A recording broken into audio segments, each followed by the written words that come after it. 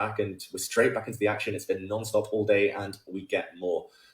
It is, okay, slower system. White playing g3 against the King's Indian. Fabiano has to take risks, of course, but Mamedyarov plays a famously kind of solid setup here for White.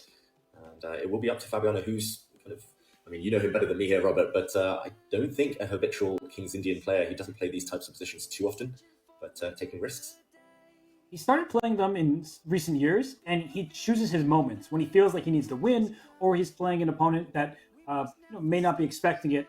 I haven't specifically talked about his preparation recently, but just from what I've noticed in his play. And Mamedyarov is doing that thing that all players hate, playing it safely. No risks, no ability for black to suddenly muddy the waters. We do have double pawns voluntarily from Chuck. That's, I guess, a bit of good news for Fabi. Yeah, a bit of good news. It's not good news that he's retreating his bishop, but that bishop was about to get hit anyway with this move, pawn to e4. So he's kind of killing two birds with one stone there, defending on b7 as well. On the bright side, long term, there's something small to probe out here. White's doubled c-pawns. So if black can somehow get his pieces developed, somehow get active, maybe head into an endgame where those pawns are vulnerable, then long-term chances. But first he has to survive an incoming attack. White's pawns are storming forward. You made me laugh because all of the somehows, you're like, yeah, I know what needs to happen. It's just so far away. c5, b6, bishop a6, knight c6. You're just not in time. And Mamedyarov pushes forward with e5. This is really good form from Shakhriyar because when players only need to draw, let's just go back a half move, they'll make quieter decisions. Like, oh, let me just put my bishop on e3 and play a safe and sound system. He is just playing the board for what it is. Black is lacking in development, so why not push forward? This bishop has gone from c8 to f5 to c8 to g4, whereas these pieces are black, lacking in development, lacking in space. Good position for Mamedyarov. Yeah, I think a coward like me would have played bishop e3 even if I need a win, but Mamedyarov pressing forward, going for it now, and looks like he might be rewarded. There's an awkward threat now to deal with for Fabiano. E takes d6 followed by c5, just super simple, keeping pressure on black's queenside here, and no time to develop. He's not giving Fabiano a moment to pause here, a moment's break. This is impressive stuff from Mamedyarov. The good news for Fabi, he's already made it to the live finals in Toronto. So even if he's thrown down in Division 2, let's not forget, he started the season in Division 2. He won Division 2, made it to Division 1, and then was a mainstay there throughout the legs. So for Fabi, it's looking bad for him. Let's go check on some of the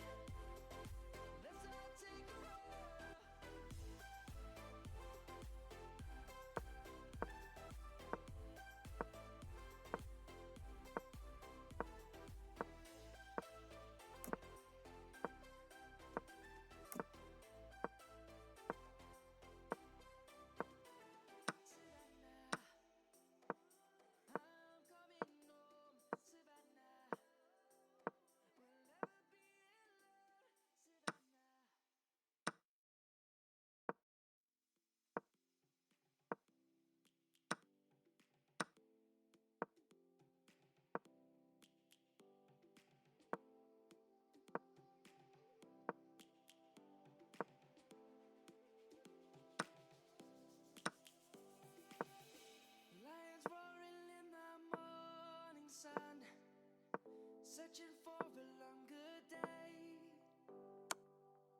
People feeling like the light has just come. We must never stop the way. Yeah. Birds chirping and I hear my name, grasping into life. Life is happy but it's so insane. We must merely make a start. Savannah, I'm coming home. Savannah, we'll never be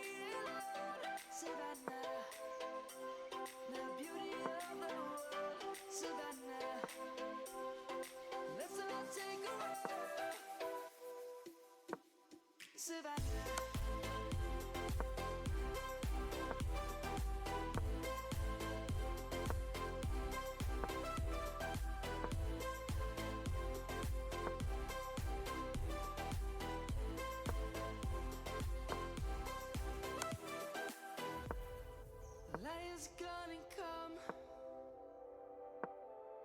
The birds have just begun. We will always take a stand for the people, for the land. Let's go back to when we were young. For the animals we Maybe a threat as well. Rook c7. Yeah, I think that might be the difference. King g8, king g7. And do you know what? I think Mamedyarov, the moment he paused before he played bishop d7, I think he realized that queen f6 was available. Just, I think this was all his calculation. He planned this position from afar when he played queen c6 all those moves ago. But he'd missed queen f6, and he's lucky that Fabiano did too. Suddenly white in the driver's seat again. The rook went back to a7. The queen comes to e6. You cannot afford to give the f7 pawn, which means that queen f8 looks to my eyes to be the only move. And then I think white is in time to play d6. Oh, this is even nicer. Queen the knight. Nice, just full control. Black is paralyzed. The black queen can't move. The black knight king can't move. Next move d6. Your idea there, Robert. And the white pawn is going to march forward. Suddenly Mamedyarov back in his comfort zone, and Fabiano must-win situation. I think this is almost hopeless now. I wonder if Fabiano, being in a terrible position most of this game, at least earlier on, he didn't believe that he suddenly would have a tactic. Oh, and he played h5. He's trying to win, but he'd rather lose this game than make a draw. That's a match loss. Oh, David, that's so gross. The knight is pinned, so you simply win the black queen. Game over if Mamedyarov finds rook e8 right now. He doesn't. He plays king g2. Oh, he could have ended it on the spot. The black queen was trapped. Black can't move. Yeah. How does the evaluation bar say level here? It looks still completely winning for white. Rook e8 remains a threat. Mamedyarov calmly taking a sip, and rook e8 again would end it after rook b7. I'm not sure what black could have done to defend there. It looked so tough with 1 minute on the clock. But, both players have a blind spot right now to that move, rook e8. Will Mamedyarov just push? d6 looks sensible as well. It looks very difficult to go wrong for Mamedyarov because of this eternal pin on the knight over here. And maybe Bobby had to save his queen, but moving queen to d8 allowed him queen e6, and that would have been a draw. Queen back, queen back. Black has no moves here. King h2? This looks so nervy, putting the king in touching distance of the black knight. It's not a bad move, but it does miss that win again with rook e8. Well, they say when you have a win, look for better, and he's a draw also wins the match. So, he's giving a consolation half point to his friend Fabiano. Queen d8 played, queen e6 only move. That's easy to find. And how do you stop this attack? To go back. You throw a knight g4. Uh-oh. Ooh. So he allowed the knight out. White king has to move. King g2. And then he blocks. Then he protects, f7. Suddenly, white's queen not ideally placed. She can no longer pin the black knight. Suddenly, the good news for Mamedyarov is that Fabi can't find an active plan of his own just yet. This f7 pawn being such a target. You move your queen away somewhere, the queen goes right back to e6, forcing the black queen to f8. So we're back here. We've been in this position before. Rook e8 now is... Oh, we're here again! Will Mamedyarov continue just kind of repeating king h2, king g2, secure the match with a draw, or is he going to spot the black queen is trapped? There we go again. He misses it, but at this point, we can't blame him. He's got everything under control. It's going to be the same position, just with the black rook on a7 rather than b7, and that doesn't make a relevant difference. So white's still in the driver's seat here with just the draw required. I just don't see an idea here for Fabi. He's gone back. Is queen e5 finally a 3-time repetition, or still not yet? I think not yet, because the black rook was on b7 last time, but if queen d8, I think we will be guaranteed a repetition in the next couple of moves. So he has to try something other than queen d8, but we've been here before, Robert, multiple times. Oh, queen into h8. He's trying to win. He's going in it at all costs. I think it's a good decision. I have to be honest, that you might as well lose the game. A draw loses you the match. Just try to win. Exactly. He's going to play for practical chances. He's hoping for something to do with h4, some counterplay there, but Mamedyarov eventually, finally does step forward his d pawn, and that pawn is close to promotion. Okay, rook b2, this counterplay, but it's checkmate. Fabiano will be in Division 2 next time. Mamedyarov takes the win. Wow, what a performance there from Mamedyarov, winning